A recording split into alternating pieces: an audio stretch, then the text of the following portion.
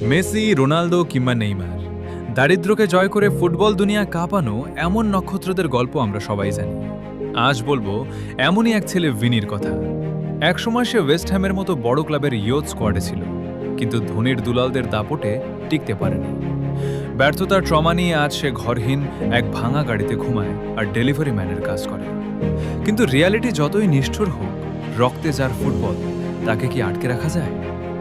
একদিন এক local match দেখার সময় একটা বল ছিটকে আসে ভিনির পায়ে। ব্যাস, ভেতরের ঘুমন্ত বাঘটা জেগে ওঠে। মাঠে ঢুকে চোখের পলকে ৩-৪ জন প্লেয়ারকে ডস দিয়ে এমন এক জাদুকরি গোল করে যে সবাই হাঁ হয়ে তাকিয়ে থাকে। এই প্রতিভা নজর কাড়ে ইংল্যান্ড হোমলেস টিমের কোচ মেইলে।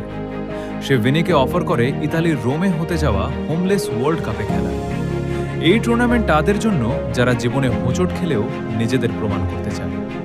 প্রথমে নিজের ইগোর কারণে ভিনি হোমলেস ট্যাগ মেনে নিতে না চাইলেও চাকরি হারিয়ে অবশেষে সে রোমের ফ্লাইটে ওঠে। রোমে এসে দেখা যায় এক অবিশ্বাস্য ফুটবল ফেস্টিভ্যাল। ১৭০ জন আশ্রয়হীন মানুষ এসেছে নিজেদের অন্ধকারের অতীত ভুলে নতুন করে বাঁচার স্বপ্ন নিয়ে। কিন্তু ভিনির টিমমেট নাথান যখন ড্রাগসে জড়িয়ে পড়ে, ভিনি সেটা মেনে নিতে পারে না। রাগে ও ইগোতে সে টিম থেকে দূরত্ব তৈরি করে। পর্তুগালের বিপক্ষে হাই ভোল্টেজ ম্যাচে পর্তুগিজরা চরম ডার্টি গেম খেলা শুরু করে। রেফারির সাথে তর্ক করায় কোচ মাইল রেড কার্ড পেয়ে মাঠ ছাড়েন। কিন্তু যাওয়ার আগে তিনি মাঠে নামান আমাদের ট্রাম্প কার্ড ভিনিকে। মাঠে নেমেই নিজের রকেট স্পিড আর ইনসেন্ট ড্রিবলিং দিয়ে পর্তুগিজ ডিফেন্সকে নাচাতে শুরু করে সে। লম্বা প্লেয়ার স্ট্যানের সাথে দুর্দান্ত কম্বিনেশনে পর্তুগালকে গুড়িয়ে দেয় ইংল্যান্ড। কিন্তু আসল টুইস্ট আসে যখন টুর্নামেন্টের অন্যতম ডেঞ্জারাস টিম সাউথ আফ্রিকার নান বা সিস্টার কোচের সাইকোলজিক্যাল চ্যালেঞ্জে পড়ে।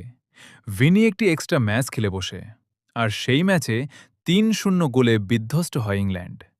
এই হারের পর তাদের ফাইনালের স্বপ্ন সুতোয় ঝুলে যায়।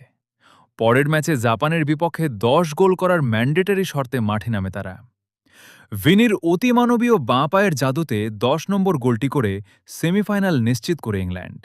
কিন্তু সেমিফাইনালে ইতালির বিপক্ষে চরম উত্তেজনাকর মুহূর্তে ভিনির পেনাল্টি শটটি জালের বাইরে চলে যায়।